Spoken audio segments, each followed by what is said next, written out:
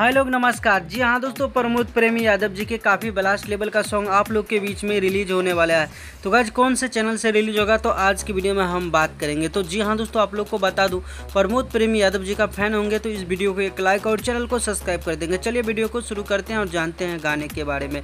तो दोस्तों बता दूँ, गाने का नाम भेपर वारा जानी हेपर। जी हाँ दोस्तों, भेपर के ऊपर प्रमोद प्रेमी यादव जी का पहले भी एक सॉन्ग आ चुका है और बहुत जल्दी भेपर के हेपर 2 आप लोग के बीच में बहुत जल्दी रिलीज होने वाला है। जी हाँ दोस्तों, आप लोग सही जानकारी सुने। वेब म्यूजिक के ऑफिशियल चैनल से भेपर के हेपर 2 बहुत जल्दी आप लोग के बीच में रिलीज़ किए जाएंगे।